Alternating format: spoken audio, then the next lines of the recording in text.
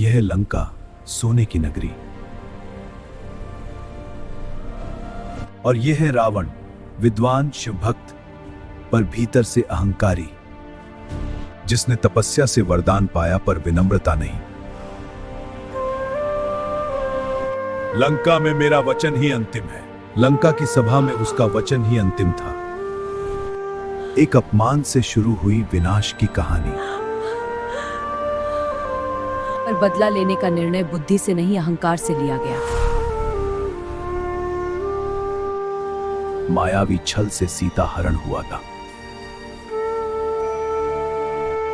उसने सोचा यह विजय है, पर यह विनाश का बीज था। एक वृद्ध पक्षी भी अन्याय के विरुद्ध खड़ा हुआ। रावण को कोई चेतावनी दिखाई नहीं दी। कौन रोकेगा मुझे? अशोक वाटिका में कैद सीता और रावण का बढ़ता अभिमान। प्रभु कृपया मेरी बात सुनिए। आंदोली, तुम मेरी ऋषि को कम आंकती हो, लेकिन क्योंकि इन्हें हम कर रहा है। पर अहंकार सुनता नहीं। रावण, धर्म की बात सुनो। मैं किसी की बात नहीं मानता, लेकिन राम से युद्ध में रणभूमि में जीतूंगा। निकल जाओ मेरे राज्य से। पर रावण ने भाई को ही निकाल दिया, क्योंकि अहंकार को सत्य स्वीकार नहीं। जहां अहंकार था, वहां से धर्म चला गया। समुद्र किनारे खड़े राम, शांत, संयमी, धैर्य और सहयोग से सेतु बना दे। और युद्ध का समय आ गया। हनुमान ने लंका जलाई, फिर भी रावण नहीं बदला। अहंकार अब क्रोध बन चुका था।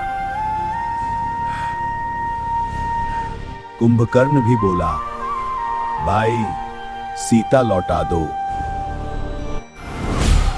पर भाई के अहंकार के लिए उसने प्राण दिए। मेघनाद की शक्ति भी धर्म के सामने टिक न सकी। एक एक कर रावण का सब कुछ छिनता गया। पर रावण अब भी नहीं झुका।